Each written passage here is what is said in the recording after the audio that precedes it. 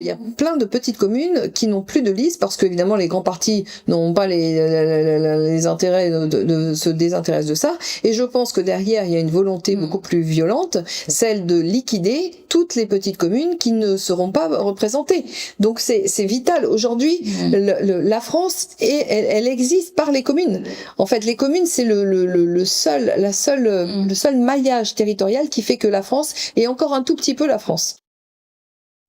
Alors, il y a une justice pour moi immanente. Le droit naturel est lié à cette justice immanente. On le sent au fond de nous, ce qui est juste. On le sait, ça, quand on n'est pas complètement abattu, bousculé comme on l'est dans notre société aujourd'hui. On sait ce qui est juste. Voilà. Absolument.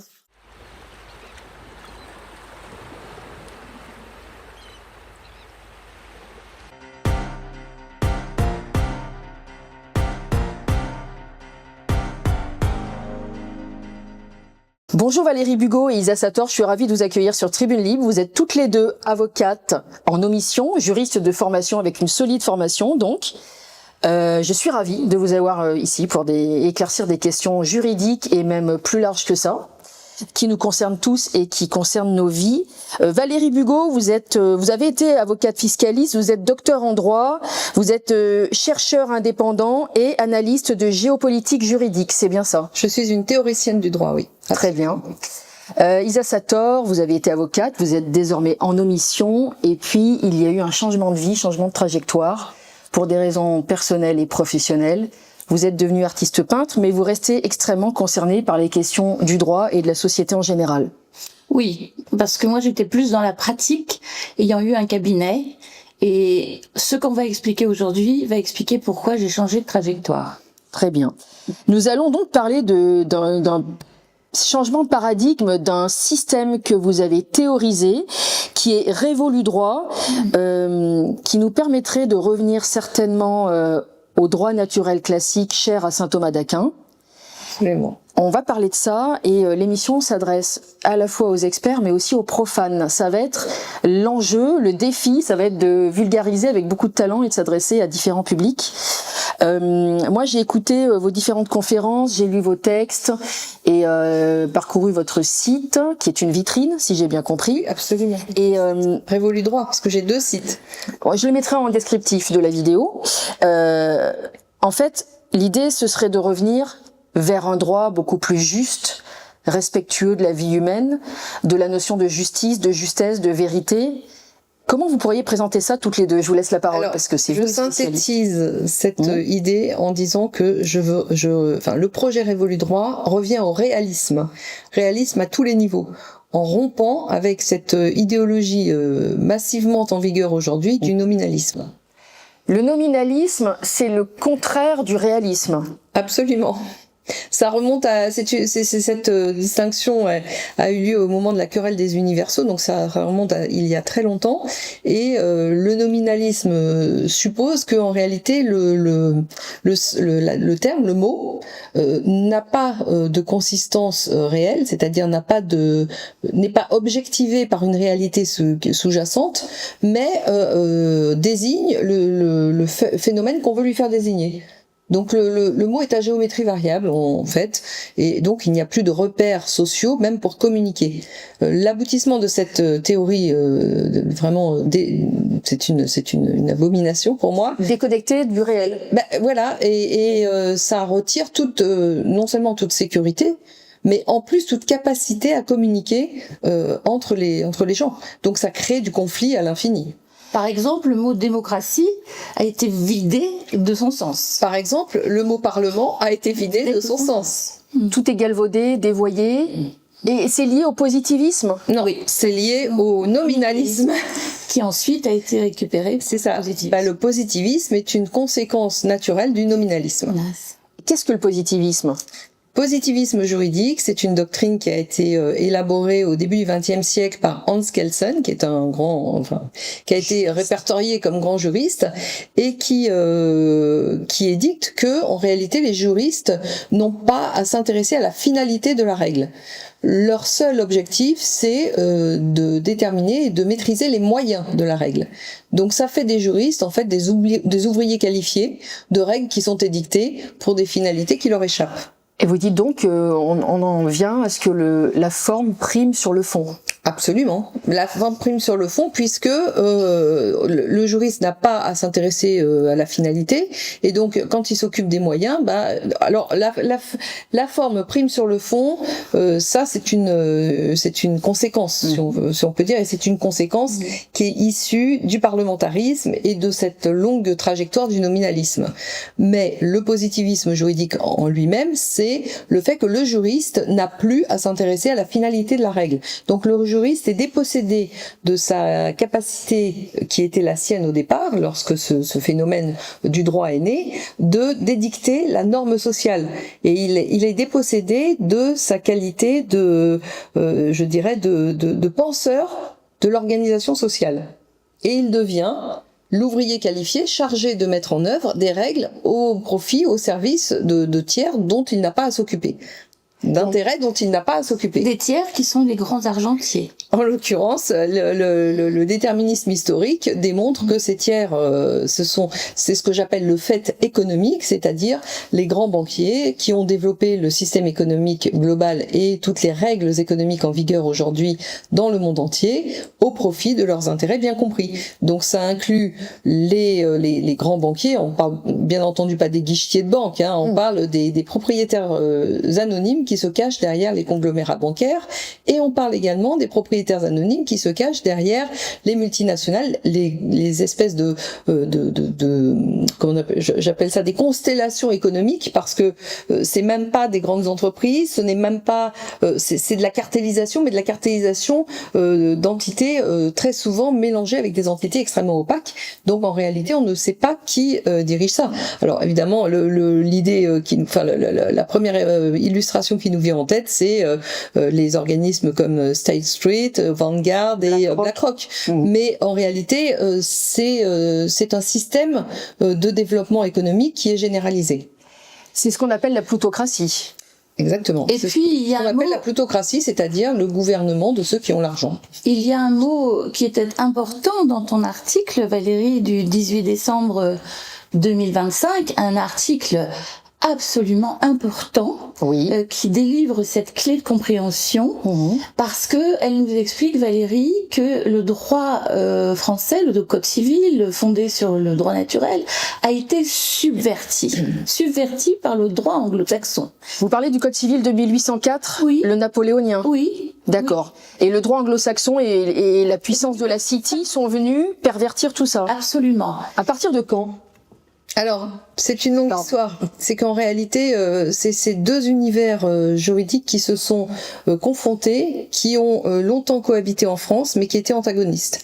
Donc il y a l'univers du code civil et des juristes de l'Ancien Régime, formés à l'Ancien Régime, comme je l'expliquais, donc qui maîtrisaient la règle d'organisation sociale et qui étaient de vrais scientifiques, qui avaient une connaissance approfondie des fonctions de groupe, de l'organisation des groupes dans l'État, enfin de l'organisation des différents intérêts au sein d'un État. Ces gens-là étaient évidemment sous-tendaient, toute leur science était sous-tendue par le droit naturel, mais tel qu'il a été développé par saint Thomas d'Aquin, et non pas sa version subvertie par le nominalisme qui a eu lieu, qui s'est imposé au moment de la Révolution française. Et tout a basculé au moment de la Révolution française avec l'instauration du parlementarisme dit représentatif, qui est, lui, la mise en œuvre formelle d'une hiérarchie des normes, non plus fondée sur des grands principes de droit naturel, au sens thomiste du terme, mais sur des grands principes qui ont été formalisés, c'est-à-dire que ils deviennent des grands principes valables, non pas parce qu'ils sont sous-tendus par une réalité humaine et qui nous échappe sous-jacente, mais parce qu'ils sont édictés par dans une certaine forme, par une certaine autorité. Et en l'occurrence, la hiérarchie des normes de la Constitution, c'est la Constitution qui est l'autorité supérieure. Ensuite, vous avez les lois. Ensuite, vous avez les décrets, les arrêtés. Donc, vous avez une hiérarchie des normes qui est déconnectée du sens profond de ce qu'est la loi et de ce que sont les grands principes, pour le transformer en hiérarchie des normes purement formelle dans les mains de l'autorité qui édicte la norme. Et c'est ça le positivisme. C'est ça. Le positivisme repose. Le positivisme tel qu'élaboré par la suite repose sur ce préalable qui est lui-même une mise en œuvre du nominalisme, mais au niveau des institutions étatiques. Pour bien faire comprendre aux spectateurs, c'est ce qui peut donner un empilement de lois, des lois contradictoires, incohérentes, injustes, illégitimes, comme on a pu voir ces dernières années. À la décohésion de la société. Oui. Alors, ce qui donne cet effet-là, c'est la mise en œuvre du parlementarisme. Oui. Parce que, qu'est-ce que c'est que les institutions parlementaires? C'est tout le pays, l'État, qui est organisé autour d'une structure centrale, un noyau, qui est ce qu'on appelle le Parlement, c'est-à-dire un organisme chargé d'édicter du texte, d'édicter des lois. Tous les gens qui ont travaillé sur les institutions vous le diront, une organisation telle qu'elle est créée n'a de cesse de surinvestir son rôle pour asseoir et imposer sa légitimité. Et donc, c'est la garantie évidente que nous aurons un flot ininterrompu de textes. C'est une surenchère. C'est une surenchère permanente de session parlementaire en session parlementaire. Donc, c'est la garantie du chaos social. Donc, déjà, en soi, créer un État autour de ce type uniquement de ce type d'organisation qui est artificiel, c'est dément. Enfin, ça a quelque chose de dément et qui est contre-intuitif, et non seulement contre-intuitif, mais surtout contraire à la paix sociale. Et au bien commun. Et bien, ça génère du chaos et ça génère de la conflictualité. Chaque règle, en réalité, est là pour rendre un service à une caste, et en fonction de les conjonctures, les lois peuvent être contradictoires et les lois peuvent, disons, servir des intérêts antagonistes. Donc, en fait, c'est la garantie du chaos social et de la conflictualité. Et c'est ce que nous avons vu. Oui. Cette organisation sociale a généré le conflit systémique entre les patrons et les salariés, en fait, tous les corps intermédiaires sont montés les uns contre les autres de façon à ce que la société soit organisée autour du chaos et de la conflictualité, de façon à ce que ceux qui tirent les ficelles ne soient jamais impliqués. Oui. Et ils sont d'autant moins impliqués qu'ils ont organisé leur anonymat. Donc en fait, c'est un système, c'est un paradigme, c'est la raison pour laquelle j'explique que nous ne pourrons sortir de la nasse actuelle qu'en mettant par terre ce paradigme, en changeant de paradigme. C'est tout l'objectif de mon projet Révolu Droit. Oui. Ce que je veux vraiment souligner dans cet article, et merci Valérie pour ce cadeau, parce que tu as travaillé pendant 20 ans, plus de 20 ans, sur cette réflexion. Donc je voudrais ici préciser que la théoricienne que tu es, tu domines ton sujet parce que tu es théoricienne précisément, que tu t'intéresses à l'âme du droit. Le droit naturel a une âme et tu t'intéresses à l'âme du droit. Ce que les techniciens ouvriers spécialisés aujourd'hui, que ce soit des avocats, ils sont 34 000 aujourd'hui au barreau de Paris. J'en connais une au moins qui est sensible, c'est notre hôte, c'est notre... Oui. Absolument. Mais sur 34 000, j'aimerais bien savoir qui s'aligne sur la compréhension de Valérie. Mais personne. Parce que même les professeurs, même les prétendus théoriciens du droit n'en sont plus. C'est-à-dire qu'ils ont perdu l'habitude de considérer la règle en fonction de ses finalités. Donc on est sorti en fait ce ne sont plus on n'est plus dans un contexte de droit avec des grands légistes, on est dans un contexte de mise en œuvre de règles, de profusion de règles au service du pouvoir dominant, c'est-à-dire le système économique global, c'est-à-dire ceux qui détiennent l'argent, c'est-à-dire la plutocratie qui est au pouvoir par l'organisation elle-même des institutions, le parlementarisme, la Banque centrale et les partis politiques qui sont des organes qui ne sont que des organes idéologiques, qui n'ont aucune base fondée sur la réalité des besoins du terrain des gens. Ils ne sont pas légitimes, en fait. Bien sûr. Et si vous dites que les grands détenteurs du capital sont cachés dans une certaine opacité, force est de constater qu'actuellement... Ils sont organisés. Ils l'ont organisé, mais il y a un éveil d'une certaine partie de la population qui commence à découvrir le nom de Larry Fink, le nom des intervenants du Forum économique de Davos. Et ça, c'est nouveau dans l'histoire. Mais c'est pas Larry Fink qui organise tout ça. Larry Fink n'est qu'un intermédiaire. C'est un représentant de cette caste. Ah, il y a encore quelqu'un derrière. Enfin, évidemment. Ils mettent en place des personnes qui sont chargées de les représenter et d'établir leurs intérêts et de les mettre en œuvre. C'est justement cette subversion qu'il faut comprendre. Cette subversion du droit qui a été intentionnelle, qui a été faite par le droit anglo-saxon. C'est pour ça qu'on en est là aujourd'hui, dans cette période de confusion totale.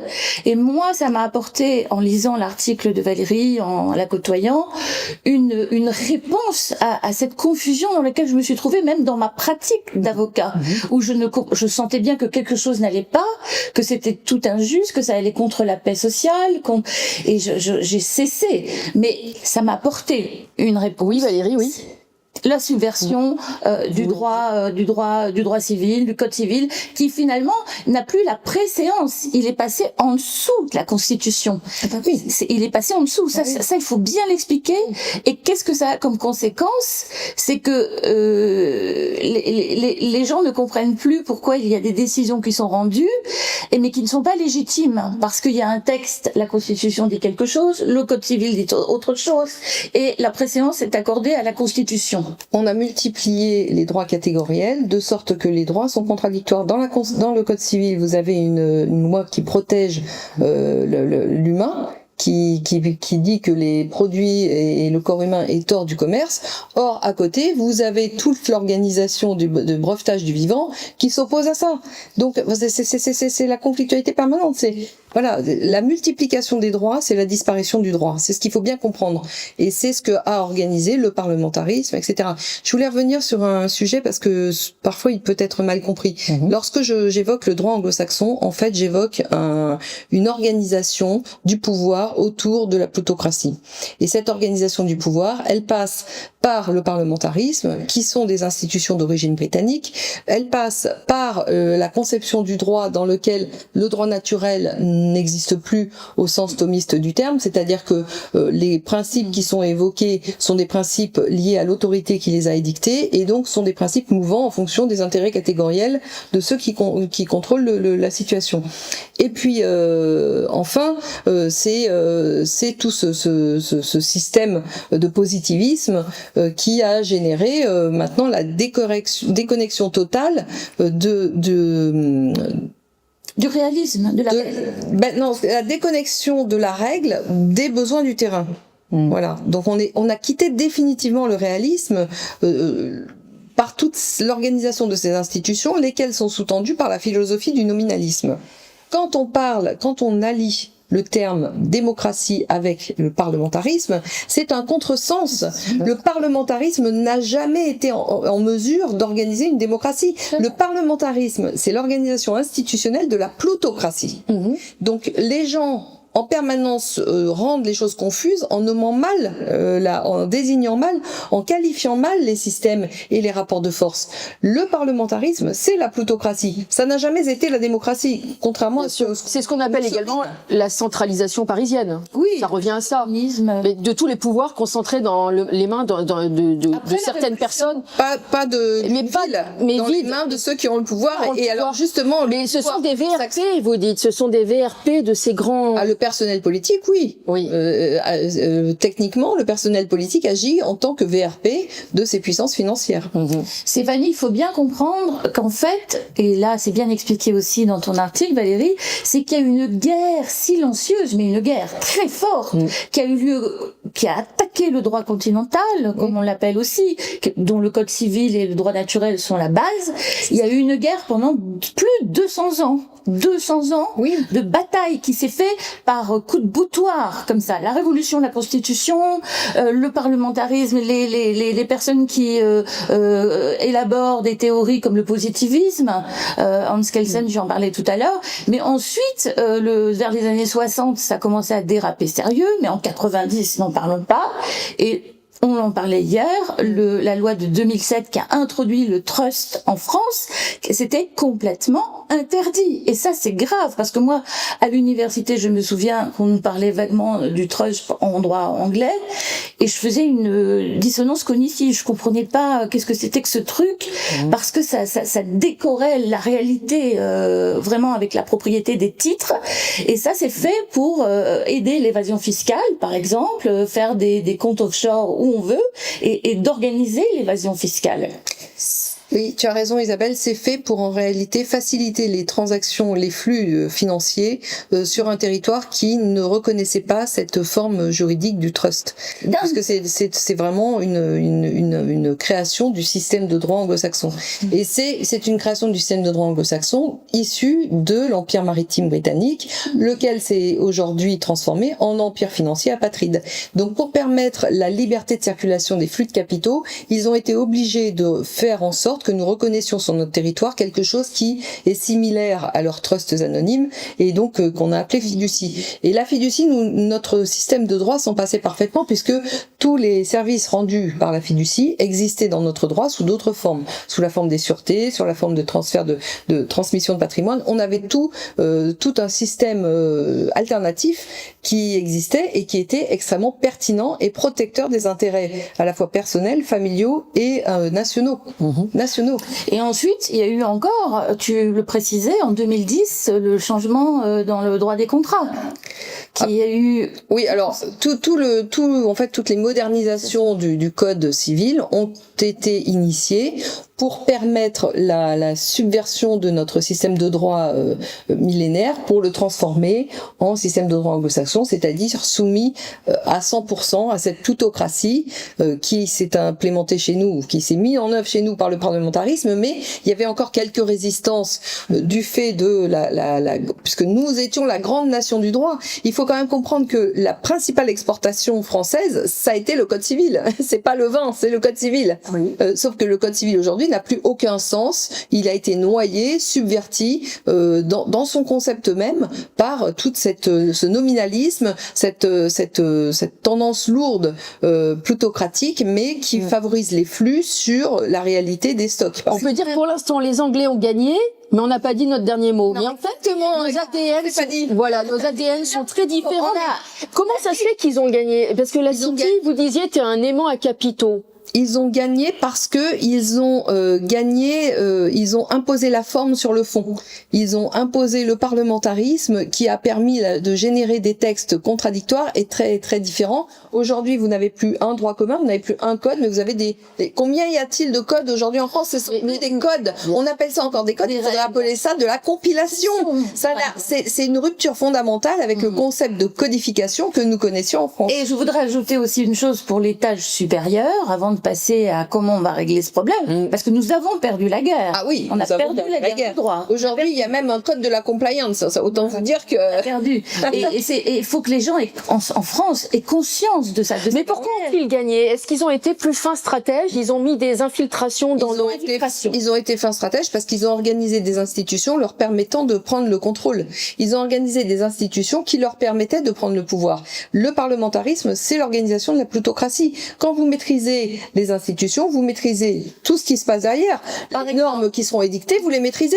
Et donc vous pouvez imposer ce que vous voulez. Est-ce que par exemple les Young Global Leaders ont aidé par exemple à infiltrer les Young Global Leaders, je dirais que c'est la goutte d'eau dans la mer. C'est un des éléments. Mais je dirais que l'élément central, c'est vraiment d'avoir interdit aux juristes de s'intéresser à l'organisation de la société, à l'organisation politique de la société. Ça, c'est vraiment la réforme la plus grave que nous ayons subi, l'impact de cette guerre qui ne dit pas son nom, le plus grave que nous ayons subi, parce que les juristes ne se sont plus opposés à cette déviation du droit, ne se sont plus opposés à ces règles contradictoires. Ils ont été formatés à aider à la mise en œuvre de règles contradictoires, alors que qui habitent notre ADN. Exactement. Le gardien de l'esprit des lois. Exactement. Exactement. Et surtout, ils ont supprimé leur rôle de gardien. À l'université, toi comme moi, Valérie, c'est pour ça qu'on se retrouve.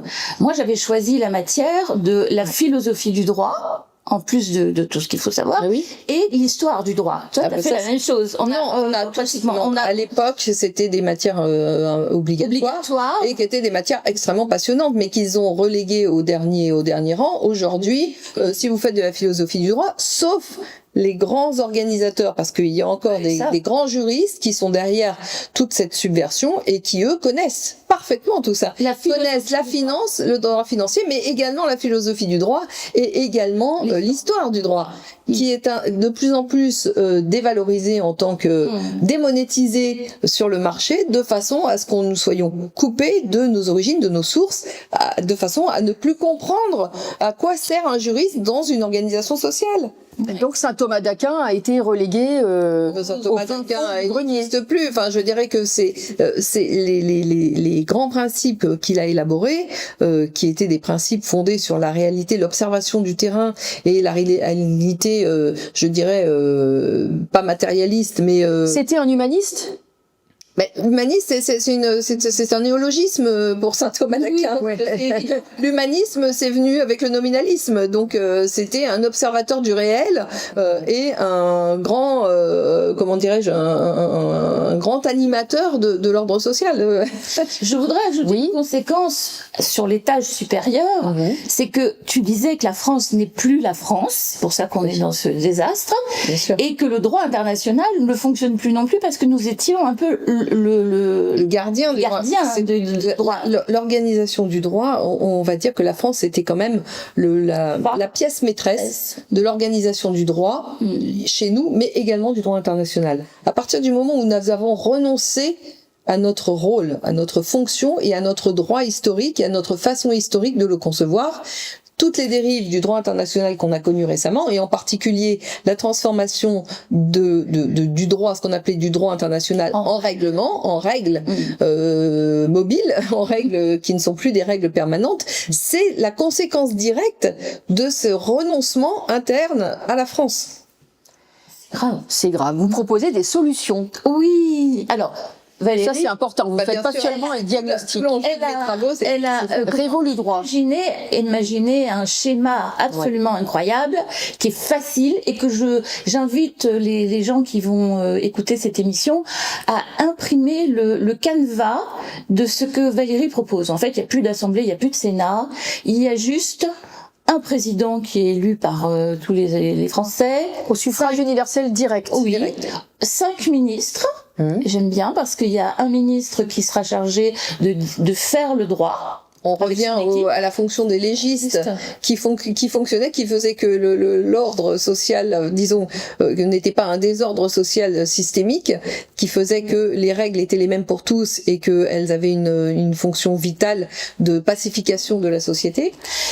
Le ministre, le deuxième, qui rend la justice sur un droit rénové, donc déjà on ne parle plus des mêmes conditions de justice, mais en plus ce sont des gens qui seront formés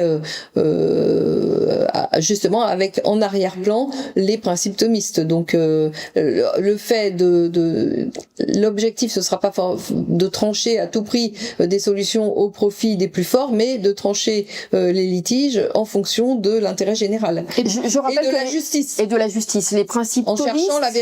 Bien sûr, thomiste, ça fait référence à saint Thomas d'Aquin, je le rappelle, parce que tout le monde ne le sait pas. Et tu as prévu aussi une cour particulière, et ça c'est subtil, c'est la cour d'équité. Oui, parce que, et ça les grands juristes le savaient, vous pouvez rendre... dans le cadre d'une meilleure loi possible, rendre une justice la plus juste possible et arriver à des injustices terribles parce que les situations sont difficilement gérables et parce que les règles ne peuvent pas répondre à même si elles sont largement édictées et bien intelligentes comme elles l'étaient il y a quelques centaines d'années, même dans ce cas-là, la justice peut devenir injuste et ça, c'est contraire à l'ordre social. Donc, il est important de créer une cour d'équité, mais j'insiste beaucoup, les décisions d'équité ne devront pas être collectées de façon à éviter les dérives qui ont eu lieu en droit anglo-saxon avec toute l'équité qui est devenue maintenant des règles à suivre. L'équité ne vaut que si elle est appliquée à un cas particulier et ça ne vaut jamais par référence à des histoires qui se sont passées anciennement.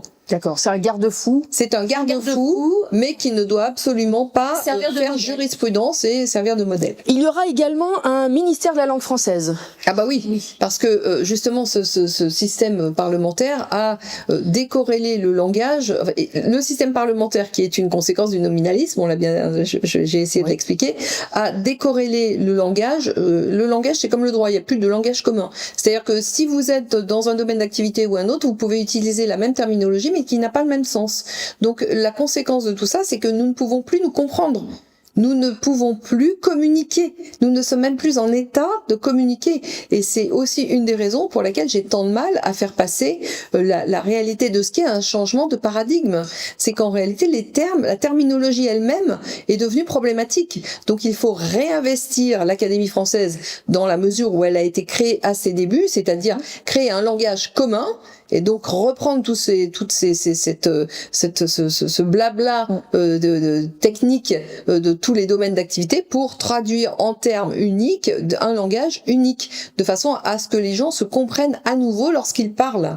C'est très important d'avoir un langage qui soit un langage véhiculaire, qui permette de véhiculer une seule idée, un mot, une idée. Alors vous pouvez avoir des synonymes, bien entendu, avec peut-être des nuances infimes entre les synonymes, mais il est important que les idées véhiculées dans le mot, dans la terminologie, soient identiques. Sinon, vous ne pouvez plus vous comprendre.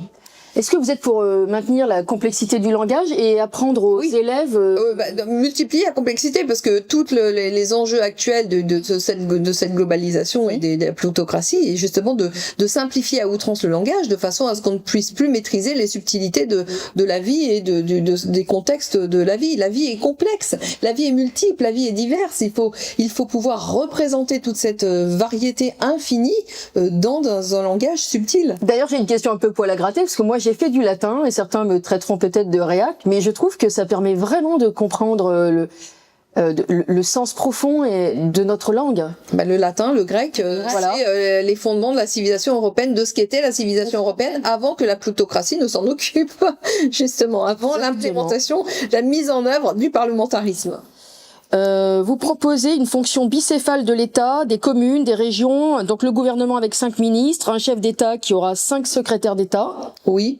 Effectivement, parce que tout le projet Révolu Droit fonctionne sur l'équilibre des pouvoirs et le respect des intérêts des uns et des autres. Il ne faut pas que des intérêts particuliers puissent à nouveau s'imposer dans le programme Révolu Droit comme il s'est imposé grâce au parlementarisme. Il faut que la majorité des intérêts de la population puisse exister politiquement. Et il y aura une séparation des pouvoirs ? Non, alors la séparation des pouvoirs, c'est un sujet qui est délicat parce que aujourd'hui, de ce dont nous parlons n'existe pas. Absolument. Donc c'est pareil, encore une confusion du langage. C'est difficile à imaginer parce que ce qui a conceptualisé Valérie, ça n'existe pas. Enfin, ça n'a jamais existé. Non. Donc ça a existé. Et ça ne l'est plus. Oui, peut-être dans les sociétés celtes ou peut-être dans les sociétés anciennes. En tout cas, ça peut être un modèle aussi pour le monde. C'est la France qui peut initier ça, mais ça peut être un modèle qui peut essaimer à travers le monde. Oui, alors. C'est pour ça que merci Valérie de ce Révolu Droit, c'est un mode d'emploi. C'est un Lego. C'est une méthode. Voilà. La vraie terminologie, c'est que Révolu Droit, c'est une méthode. En fonction des territoires où elles seront, où cette méthode peut être appliquée, s'appliquera, eh bien, ça donnera des réponses institutionnelles très différentes. Parce que parce que Révolu Droit permet d'intégrer toute l'histoire culturelle, l'histoire philosophique, sociale, économique et également religieuse des territoires, des différents territoires, en donnant un résultat formel très différent d'un territoire à un autre. Donc c'est la raison pour laquelle Isabelle, je te remercie, tu as bien fait. Et c'est vrai que ça n'a jamais été mis en œuvre. Pourquoi ? Parce que même dans le cadre de l'Ancien Régime, il y avait, par exemple, les corporations étaient limitées au commerce et à l'industrie. Or, dans le projet Révolu Droit, j'étends cette j'étends ce modèle de représentation politique à tout le type d'activité, y compris compris les activités de nature civique ou de spéculation intellectuelle. Et d'ailleurs, vous dites ça, vous dites que l'ancien régime était certainement pas parfait, mais il était quand même plus proche de ce qu'on appelle une réelle démocratie. Absolument. Pourquoi ? Parce qu'il y avait des contre-pouvoirs. Ouais, il y avait... Ça, c'est une grande loi de droit naturel qui a traversé toute l'histoire des sociétés humaines. À partir du moment où vous supprimez les contre-pouvoirs, il n'y a plus de liberté. La liberté est intimement liée à l'existence de contre-pouvoirs, quelle que soit par ailleurs la qualité intrinsèque des pouvoirs en compétition. C'est pour ça que l'hégémon qui se profilait vers nous ne nous laissait beaucoup plus dangereux qu'un contre-pouvoir. Et c'est ça, à supprimer tous les contre-pouvoirs est beaucoup plus dangereux en soi que des pouvoirs même violents qui s'affronteraient l'un avec l'autre. Les projets éducatifs sont centraux dans votre méthode, puisque de toute façon, il faut apprendre aux enfants très jeunes à réfléchir à tout ça. C'est ça. En fait, l'éducation ne doit plus être centralisée autour de l'idée d'avoir de servir une économie et surtout de servir des intérêts financiers supérieurs, mais autour de la réinterprétation de ce qu'est l'humain dans toute sa condition, c'est-à-dire à la fois de la création matérielle et à la fois de la capacité à se positionner, à se poser des questions, à interroger l'environnement dans lequel on vit et à être capable d'évaluer non seulement son environnement mais aussi sa propre position et en priorité ce qui suppose de connaître qu'est-ce qui nous fait du bien, qu'est-ce qui nous fait du mal. Or là, on a tellement déconnecté les individus de leurs propres intérêts que même ça, ils n'arrivent plus vraiment à les identifier. Donc il faut réinvestir l'humain dans la plénitude de ses perceptions et ce ne sont pas des idéologies. Encore une fois, l'enseignement ne sera plus idéologique, mais sera fondé sur le réel de ce qu'est l'humain et de ce que sont ses besoins fondamentaux. Avec l'intelligence artificielle, croyez bien que de toute façon, tous les bullshit jobs et tous les comportements mécanistes qui nous ont été inculqués seront battus en brèche. L'IA fera ça beaucoup mieux que les humains. Donc nous sommes contraints quelque part par les développements technologiques et aussi peut-être par une immanence, je ne sais pas, mais à réinvestir notre rôle permanent et entier en tant que personne humaine, c'est-à-dire avoir une capacité intelligente d'apprécier le réel et de le questionner.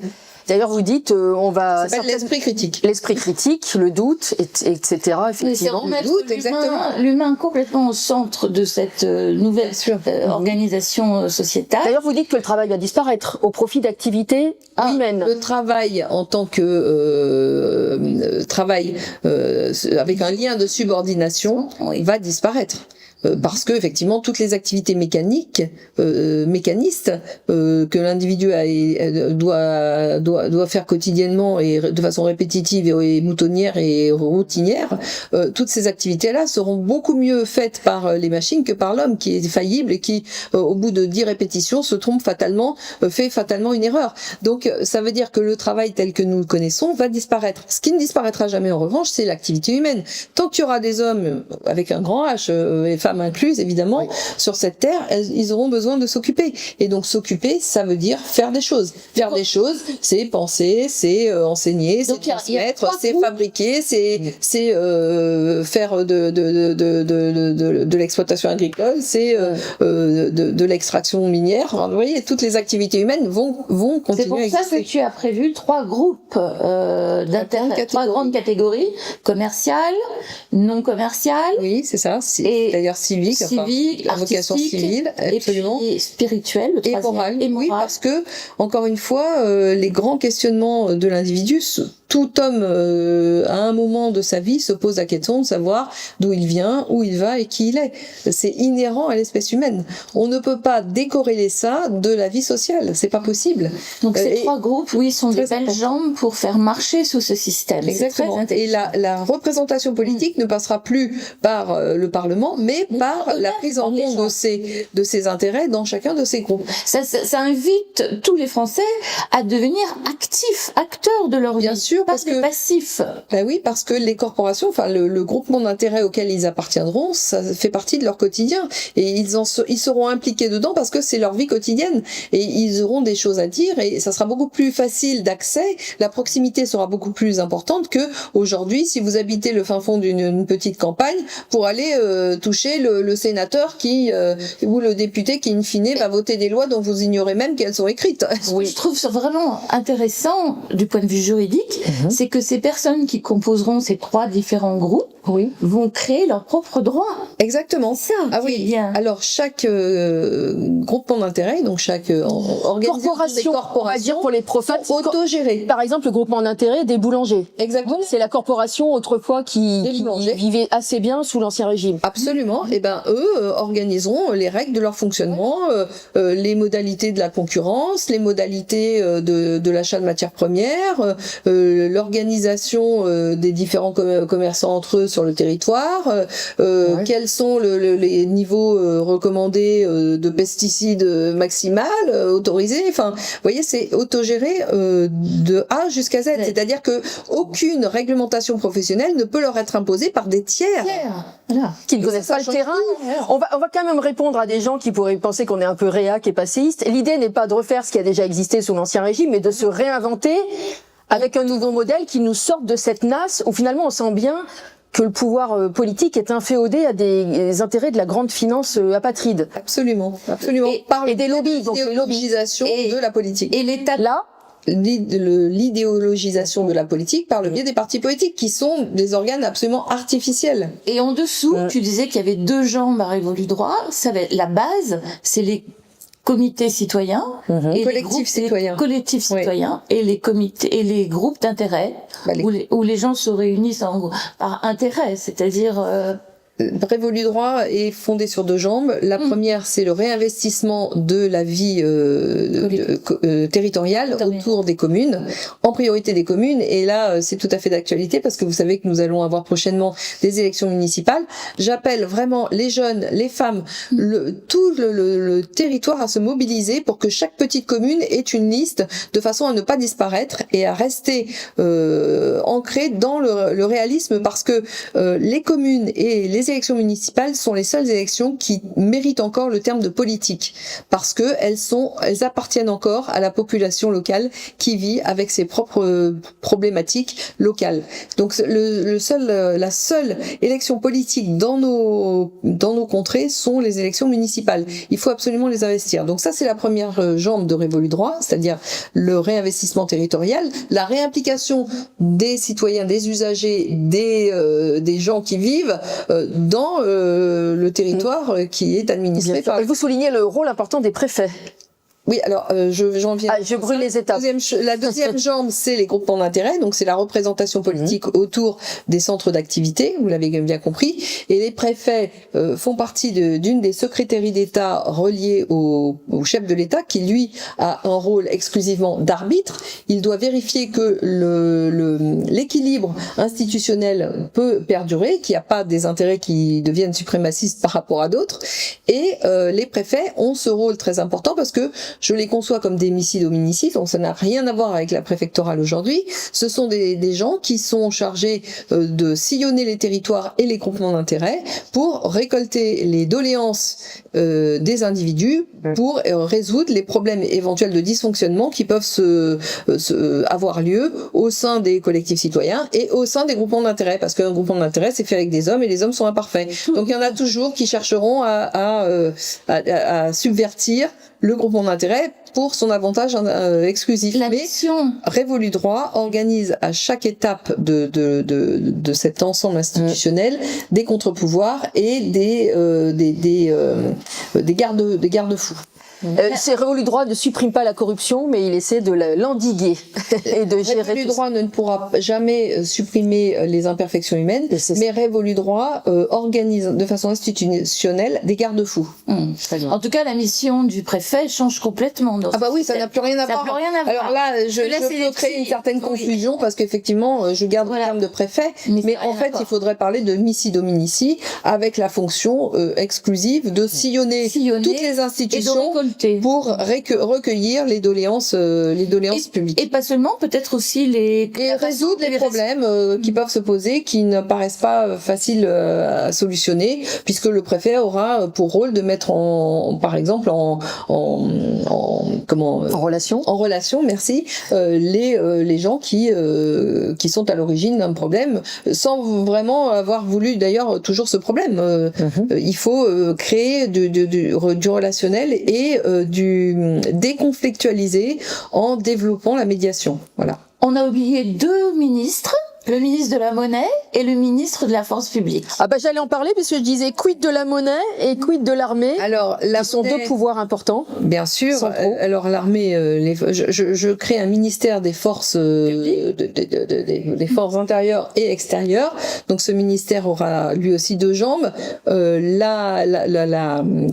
L'intérieur avec la police et gendarmerie, et puis l'extérieur avec les forces militaires de projection éventuelle.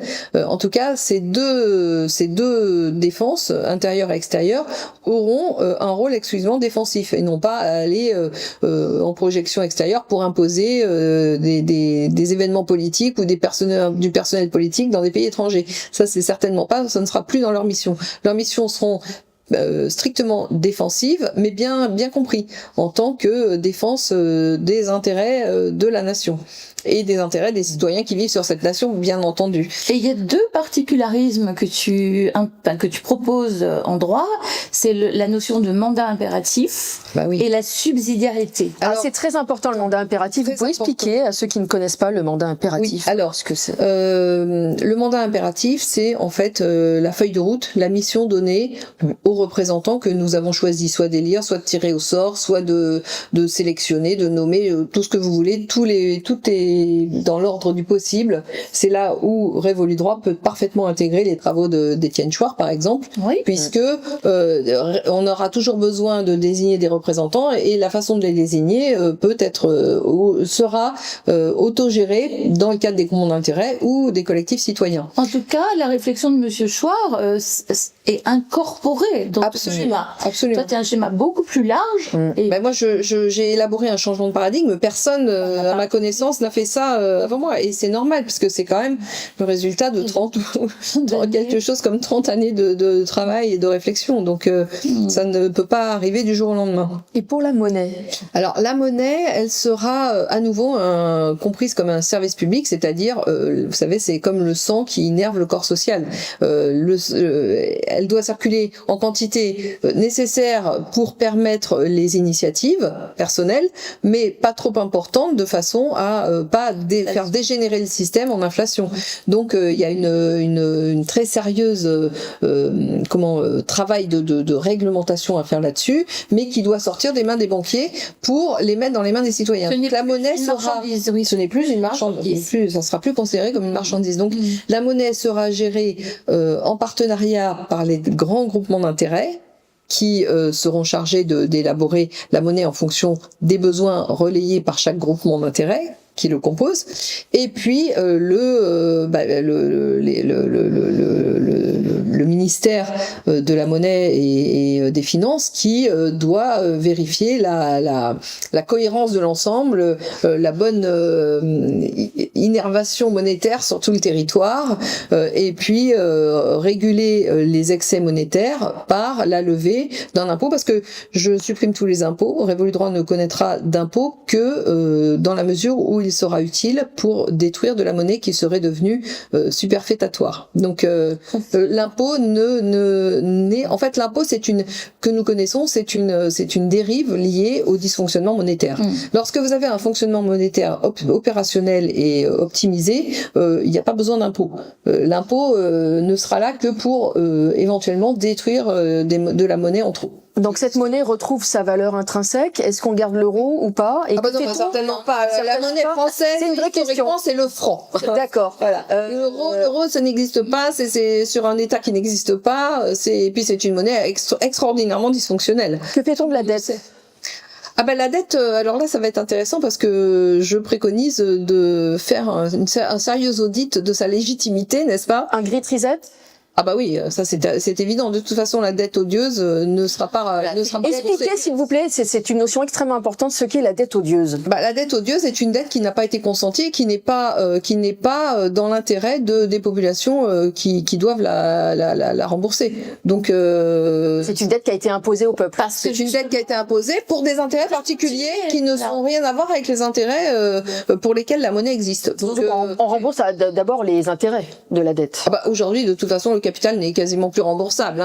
Si vous cumulez le capital de dette de tous les pays dits développés, il est évident que c'est pas remboursable. Faramineux. En fait, la dette ne fonctionne que par son roulement.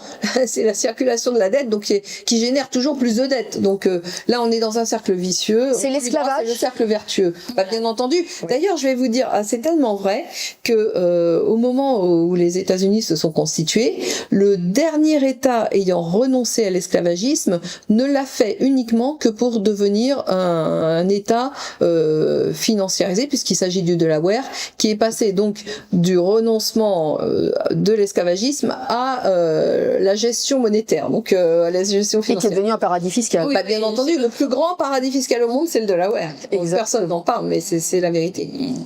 La dette, donc stop à la dette. La subsidiarité. Alors, la subsidiarité, c'est important. Oui, tout à fait. On a un peu dévié par rapport à votre question. Mais on va revenir. Les principes de subsidiarité et de mandat impératif. Alors, Révolu Droit est innervé par deux seuls grands principes qui inondent toute qui traversent toutes les institutions de Révolu Droit. C'est ces deux phénomènes, la subsidiarité et le mandat impératif. La subsidiarité, ça veut dire que les problèmes sont réglés au niveau où ils se posent. On n'a pas à demander à des autorités diverses et variées, supérieures ou inférieures, l'autorisation d'agir pour régler un problème qui se pose chez nous. Oui, en local, en régional, en thématique, etc. Vous n'avez pas demandé à des informaticiens de régler un problème de boulangerie, par exemple. Voilà.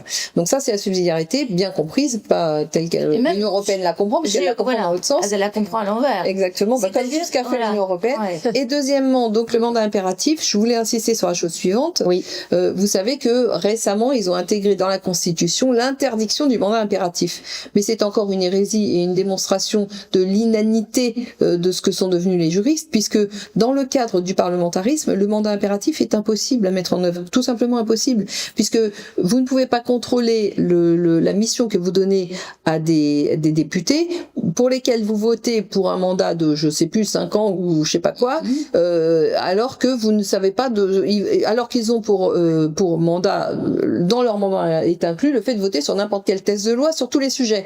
Donc c'est incontrôlable. Donc ce n'est pas possible. Donc c'est complètement, c'est débile en fait. C'est juste débile d'interdire le mandat impératif, alors que une confusion juridique impératif de fait existe évidemment, puisque il passe par la discipline de vote des partis politiques, lesquels sont financés. Donc de facto, le mandat impératif il existe, mais pas au sens où la population a une action sur lui, mais au sens où la plutocratie l'impose.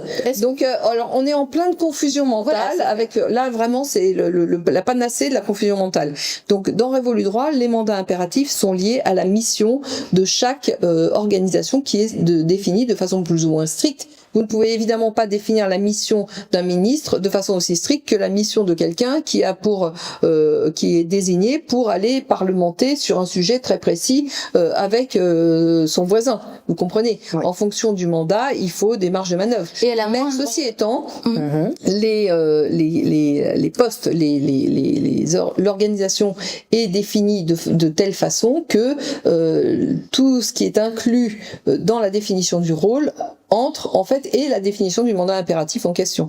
Donc tout ce qui, par exemple, un chef d'État qui a pour rôle de garder qui est le gardien de l'équilibre des pouvoirs, s'il se mettait à prendre des décisions exclusivement en faveur de telle et telle personne ou de tel et tel groupement d'intérêt, il serait immédiatement démis de ses fonctions, à condition de démontrer évidemment qu'il les fait de façon intentionnelle et permanente, enfin répétitive du moins, pas une seule fois, parce que vous pouvez favoriser un groupe d'intérêt à un moment et puis favoriser le groupe d'intérêt d'à côté à un autre moment. moment, vous comprenez. Il faut un peu de nuance dans tout ça. On ne peut pas tailler à la serpe et décider à l'avance comment doit-on gérer les problèmes que nous ignorons encore qui se poseront. Moi, j'insiste sur mandat impératif parce que les gens, peut-être, ça leur échappe dans le vocabulaire parce qu'on nous a rendus tellement tous débiles. Oui, un mandat impératif, ça veut dire la première connerie, tu dégages. En fait, ça rend responsable l'élu l'élu, le représentant, face à son électorat. Exactement, face à son, oui, exactement. Parce que une des grandes, c'est ce que j'ai peut-être oublié de mentionner, mais une des grandes forces de ce système, il s'est imposé. Pourquoi ? Parce qu'ils ont réussi à décorréler le pouvoir de la responsabilité. Oui. Et pourquoi ils l'ont fait ? Parce que le vrai pouvoir, il est caché, donc il n'y a pas de responsabilité. Quand vous avez des pantins politiques, des hommes de paille que vous mettez là, ils n'ont pas du tout envie d'assumer des responsabilités de décisions qu'ils ne prennent réellement pas, parce que sinon il y aurait plus de candidats. Vous comprenez bien ? Donc l'irresponsabilité politique est une conséquence de l'anonymat capitalistique initial de cette plutocratie qui s'est développée en divisant définitivement, en séparant définitivement le pouvoir de la responsabilité. Or, il ne peut y avoir de pouvoir sans responsabilité. Parce que si vous décorrélez ça, le pouvoir que vous donnez à un tel, à monsieur A, sera contesté par le pouvoir que vous donnerez à monsieur B. Et qu'est-ce qui imposera le rapport entre les deux ? Qu'est-ce qui s'imposera in fine ? C'est le rapport du plus fort. C'est la loi du plus fort. C'est la loi du talion derrière. C'est la loi du plus fort. Donc, quand vous divisez les droits à l'infini, quand vous séparez le pouvoir de la responsabilité, ce qui s'impose, c'est le chaos, la conflictualité et la loi du plus fort. Donc c'est la disparition définitive de toute où on en est aujourd'hui, de la notion même de droit. Et donc de société. Oui, vous dites stop aux droits catégoriels, les droits d'exception, oui, basta. Les droits d'exception, basta. Le droit est le même pour tout le monde ou n'existe pas. En fait, il faut bien le comprendre. Le droit est ou n'est pas. Il n'y a pas des droits. Là, à partir du moment où vous commencez à parler des droits, vous commencez à parler de droits d'exception. Et quand vous commencez à multiplier les droits d'exception et les droits catégoriels, ça veut dire que chacun n'a de légitimité qu'autour de lui-même et qu'il n'a plus de légitimité face à son adversaire ou au groupe d'à côté. Est-ce que vous comprenez ? La seule légitimité, c'est la loi du plus fort. Pourquoi j'ai quitté le barreau ? Ah oui, je comprends. Parce que j'avais conscience de tout ça. J'avais conscience, mais alors Valérie, il expose d'une façon royale. J'ai passé des années à travailler sur ce sujet. Comment on est arrivé à devenir tous des imbéciles ? Ils nous prennent pour des imbéciles, mais nous sommes devenus des passifs complètement idiots, avec un désordre social et une insécurité. Les avocats sont devenus... c'est la fabrique du crétin, la fameuse fabrique du crétin. Les juristes sont devenus des artisans du désordre social, alors qu'au départ, leur fonction était de réguler la cohésion sociale, l'ordre social et la paix sociale. Merci. Donc ils ont abandonné leur rôle de pacificateur pour se transformer en multiplicateur du conflit. Voilà. Et le fait d'être théoricienne du droit, c'est capital. Mais il y en a plus des théoriciens du droit. C'est la seule. Disons qu'il y a encore des gens qui font de la philosophie du droit, mais ils ne se définissent pas comme théoriciens du droit puisqu'ils ont abandonné leur rôle d'organisation de la société. Ce qui rend intelligible le droit, c'est justement de s'intéresser à l'esprit de la loi, des textes, évidemment, et faire de la théorie. Et si on renonce à s'intéresser à la finalité du texte, on renonce à tout. On devient des ouvriers qualifiés et encore sous-qualifiés, j'ai même envie de dire, puisque vous savez tout sur rien en fait. Vous organisez tous les moyens, mais sans jamais savoir à quoi ça va servir. Ou alors vous le savez et vous êtes corrompu. Mais c'est ça. Et bien sûr qu'ils utilisent les deux. Ils utilisent les imbéciles et les corrompus. Voilà, c'est ça. Les imbéciles. C'est leurs deux armes de destruction massive. Ils cachent leur turpitude. Ils avancent en cachant leur turpitude. Ils cachent leur responsabilité. Ouais. Et quid de la liberté d'expression dans Révolu droit ? La liberté d'expression, elle est inhérente au fait que vous récupérez un pouvoir politique. À partir du moment où vous représentez un pouvoir et que vous avez le droit vous avez structurellement, institutionnellement, vous avez votre place en tant que tel, la liberté existe. Et encore une fois, je dis que la liberté est liée à l'existence des contre-pouvoirs. Et ça, c'est toute l'histoire de l'humanité qui le démontre. Donc, quand vous organisez des institutions vertueuses avec des contre-pouvoirs partout, ou avec la possibilité de se faire entendre politiquement partout, la liberté est partout, en fait. Moi, je voulais vraiment insister sur ça, parce que tu le dis aussi dans ton article, ou les petites vidéos aussi que tu as faites qui sont magnifiques. En fait, la compréhension de ce qu'on est en train d'expliquer là aujourd'hui, ce sont des enjeux colossaux. Ce sont des enjeux de civilisation. Parce que si on ne comprend pas là ce qu'on est en train de dire, C'est On va existentiel. On ne peut pas sortir de la naf. Tout droit dans le mur. Mais Voilà. c'est ça, on va devenir des esclaves. On est déjà. Mais notre On aura plus vocation, de dire. c'est de disparaître. Vous savez que ces gens-là ne veulent que 500 millions de personnes sur Terre, donc Oui. il va plus rester grand monde en France. Et puis ceux qui resteront seront définitivement Le des sursaut qu'il esclaves. faut faire, il est plus que nécessaire. Mais il est indispensable, il est vital, et il est d'autant plus vital que l'esclavagisme version 2.0, c'est-à-dire avec les technologies actuelles, sera beaucoup plus violent et beaucoup plus permanent et définitif que tous les esclavagismes que nous avons connus dans l'histoire. Oui, il sera, On ne pourra plus en sortir. il sera réellement. plus pernicieux et définitivement enfermant. C'est ça, exactement. Justement, en parlant de ça, le droit européen a-t-il contribué à semer le trouble? Bien entendu, parce que le droit européen a permis de légitimer toutes les dérives du droit que chez nous, avec la grande culture du droit que nous avions, ne pouvait pas s'imposer chez nous. Donc ils ont fait passer par le biais des lois et des institutions européennes tout ce qu'ils n'arrivaient pas à imposer chez nous par la plutocratie institutionnelle et le Parlement. Dans les directives, tu veux dire. Oui, les directives. Alors, précisons encore une chose, encore une deuxième confusion. La confusion s'ajoute à la confusion, puisque je vous ai expliqué que le Parlement, au moment de l'Ancien Régime, avait été détourné de sa fonction. On a gardé le terme pour supprimer la substance, puisque les parlements d'Ancien Régime étaient des cours, et c'est devenu un organe de soi-disant représentation des intérêts nationaux, ce qui n'est pas. Et deuxièmement, avec les institutions européennes, on en a remis une couche, et il est d'autant plus vrai, ce que j'expliquais est d'autant plus vrai qu'on n'a pas besoin d'organes qui écrit des textes à l'infini, que c'est d'autant plus vrai qu'ils le savaient d'autant plus qu'ils ont supprimé l'initiative des lois pour le Parlement européen. Donc le Parlement européen, dans le cadre des institutions européennes, n'a rien à voir avec le Parlement dans le cadre national que nous connaissions. C'est encore deux choses complètement différentes. Il sert à rien de parler. Il sert à nous faire croire qu'il y a des contre-pouvoirs. Mais en réalité, c'est un réceptacle du lobbying, lequel est déterminé par la Commission européenne. Voilà. Donc le lobbying institutionnel, c'est la Commission européenne, et le lobbying final, c'est les parlementaires qui sont chargés de valider pour nous faire croire à un semblant de ça, c'est très important, parce que démocratie. je suis pas certaine que nos amis qui nous regardent, les Français, savent cela sur le Parlement européen. Parce que ils voient des députés s'exprimer, ça fait du bien. Et c'est d'autant plus vrai qu'ils sont payés très très grassement. C'est le prix de la corruption, en fait. C'est le prix de leur inutilité sociale.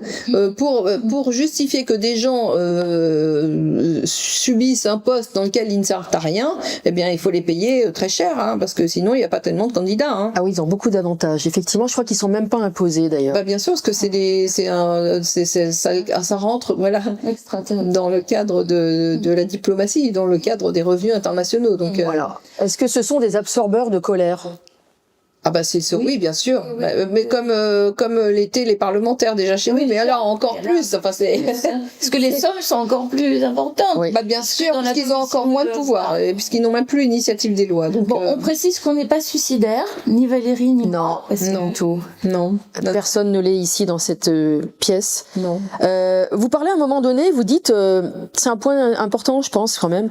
Vous dites la comptabilité nationale privée ou publique sera réintégrée au code civil rénové. Bien sûr, puisque tout ce qui est droit d'exception, donc les droits financiers, droits monétaires, tout ce qui est réglementation rentre dans le cadre du droit commun. Donc le cadre du droit commun sera formalisé par un code civil et un code pénal. Donc dans le code civil, toute la réglementation financière, toute la réglementation économique, il n'y a plus de séparation de droit public, droit privé, puisque chacun répondra de ses actes au niveau de sa fonction ou au niveau de son activité. Donc en réalité, tous les droits d'exception disparaissent. C'est la raison pour laquelle je dis que le droit civil réintègre dans le droit commun toute sa place. Ouais. Vous parlez finalement, pour résumer votre projet, votre méthode, c'est une méritocratie élective. Absolument. puisque les gens ne sont plus les représentants, enfin les besoins de représentation que nous avons, qu'ils soient au niveau des groupements d'intérêt, des collectifs citoyens ou de l'État, au niveau des ministres ou du chef de l'État, eh bien sont liés non pas à du blabla, à des promesses électorales, mais factuellement à des capacités dont ils ont démontré la pertinence. Voilà, et les gens seront élus sur CV et non pas sur blabla, promesses électorales qui n'engagent personne. Il y aura beaucoup d'élections entre les groupes. Les élections, les gens choisiront dans les groupements d'intérêt de désigner leurs représentants comme ils l'entendent. En tout cas, ce qui est certain, c'est que les 5 ministres et le chef d'État seront élus au suffrage universel direct sur CV et sur proposition qui émanent de la base, c'est-à-dire des groupements d'intérêt qui font remonter des personnalités, des gens qui sont sortis du lot dans le cadre des groupements d'intérêt aux grands groupements d'intérêt qui seront chargés de proposer des personnalités, 2-3 personnalités pour chacun des postes, et donc chacun des grands groupements d'intérêt aura ces 2-3 personnalités pour chacun des postes. Donc ça crée un flux cohérent qui remonte de la base pour aller au sommet, et non pas l'inverse. On n'est pas top down, là on est du bas vers le haut. Et vous aurez également des garde-fous pour contrôler la régularité des élections? Ah bah les garde-fous, oui, bien sûr, et ça c'est le ministère. Oui, vrai vote. Un des ministères a cette fonction de la police de la police des élections. Pas de vote électronique, évidemment. Ah bah évidemment, bien sûr. Est-ce que vous êtes favorable à la privatisation des médias? Alors, dans le cadre de Révolution Droit, ça n'aura plus de sens en fait, puisque les médias seront représentés par des groupements d'intérêt et leur réglementation intérieure dépendra que d'eux et ne dépendra pas leur financement dépendra que d'eux et non pas de tiers étrangers qui pourront leur mettre la main dessus, puisque l'activité économique est réformée autour de la théorie juridique unifiée de l'entreprise, donc qui est la participation, la rénovation de la participation en tant que concept de droit économique qui n'a rien à voir avec la participation qui est mise en œuvre aujourd'hui, c'est-à-dire le seul partage des bénéfices dans certaines entreprises, mais qui est au contraire une codécision entre ceux qui travaillent dans une entreprise et ceux qui apportent les capitaux. Donc il y a un partenariat, un véritable partenariat et non plus un antagonisme entre les deux. Les décisions sont prises au profit donc de ce qu'on appelle l'intérêt de l'entreprise, ce qui n'est pas le cas aujourd'hui puisque l'intérêt de l'entreprise est capté par l'intérêt de l'actionnaire majoritaire. Vous voyez, Stéphanie, toute cette remontée d'intelligence, de cohérence, de choses de bon sens, c'est ça, de cohésion, chez nous. De réalisme, retour du réalisme. C'est ça qu'il faut capter. Et dans l'humanisme. Ouais. Le réalisme, tout ça sont des concepts humains liés au droit naturel, liés à l'organisation de la vie des humains. Donc justement, en transition toute trouvée, vous voulez redonner leurs lettres de noblesse aux sciences humaines, comme le droit, la médecine, etc. Oui, parce que ce que j'expliquais, le droit était une science humaine très valable dans la mesure où elle était chargée de la cohésion sociale, de la pacification sociale et de la représentation des différents intérêts qui traversent une société. À partir du moment où nous avons renoncé à ça, en fait, les sciences sociales, c'est devenu du pipeau. Les sciences sociales, c'est devenu des substrats idéologiques pour alimenter la légitimité de la plutocratie. Donc il faut casser ça, c'est plus possible. Retour vers une médecine plus humaine ? La médecine fait partie des sciences humaines au départ et elle n'aurait jamais dû en sortir. Transformer la médecine en science dure, c'est comme transformer un médecin en mécanicien. En fait, il est chargé de changer des roues de secours ou charger des pièces détachées dans un organisme matériel, plus strictement matériel. Donc ça, c'est totalement antagoniste. D'abord, c'est fou, ça a quelque chose de dément et c'est antagoniste avec la pérennité de la vie sur Terre. Hein. Et vous êtes favorable au fait de garder un système façon sécurité sociale pour éviter une médecine à plusieurs vitesses, accessible à différents groupes? Toutes les prises en charge sociales seront gérées dans le cadre des groupements d'intérêt. Et c'est là où je renvoie aussi aux travaux de Marion Sigaud qui a expliqué comment fonctionnaient les corporations de l'Ancien Régime. Il n'y a plus de sécurité sociale telle que nous l'entendons aujourd'hui. La prise en charge sociale est inhérente à chacun des groupements d'intérêt et c'est le personnel des groupements d'intérêt qui la déterminera. En droit, ça me fait penser que dans ces groupes ces grands groupements d'intérêts, c'est comme s'il y avait une grande, comment ça s'appelle, une patente collective, enfin une convention collective. Oui, c'est ça. Groupe qui est dentelé. Mais pas au sens convention collective Oui, tel qu'on voilà, l'entend aujourd'hui, parce que c'est idéologisé et c'est au service du pouvoir central. Et l'idée de comment ça se fait, ça ressemblerait à ça. C'est l'autonomie décisionnelle définitive. Comme une convention collective, voilà, un contrat de travail. On a cassé définitivement la centralisation pour déconcentrer l'origine du pouvoir, les centres de pouvoir en fait. Valérie, elle fait le pari de l'intelligence. Ah, le pic. Oui. Le pic, c'est ça, de l'intelligence. De l'intelligence collective. L'intelligence collective. C'est une Athéna. Nous avons Athéna avec nous. Et vous êtes pour que le groupe et l'individu agissent en osmose? Bien entendu, l'individu n'est rien sans le groupe n'est rien sans l'individu. Donc on n'est ni dans le communisme ni dans le libéralisme. Au lieu de rendre les deux antagonistes, on les rend au contraire complémentaires et utiles. Les deux se font la courte échelle pour améliorer le bien-être individuel et collectif. Avant de vous poser une question assez pragmatique, pour en revenir au droit pur, est-ce que vous pouvez résumer toutes les deux ce qui rend une loi supérieure à une autre? Et je te laisse la parole. Allez. Alors, ce qui rend une loi plus juste et supérieure à une autre, c'est parce qu'elle est précisément juste et elle est tirée du droit naturel. Façon réaliste. Façon réaliste. Et une loi qui provient d'une autorité parce que justement elle a juste été désignée pour rendre, elle est artificielle. Voilà, c'est ça. Elle est autoritaire.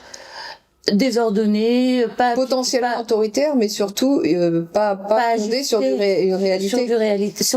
Qu'est-ce qu'être juste?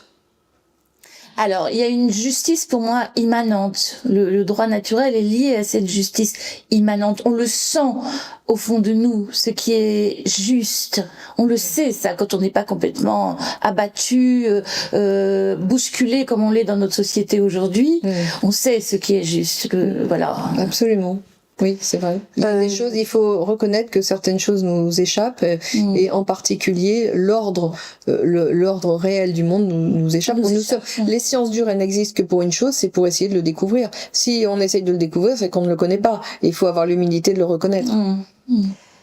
Cette méthode extrêmement vertueuse pour aller vers un système plus juste, révolu droit, certains vont vous dire, mais comment on va pouvoir mettre ça en place? Vous dites...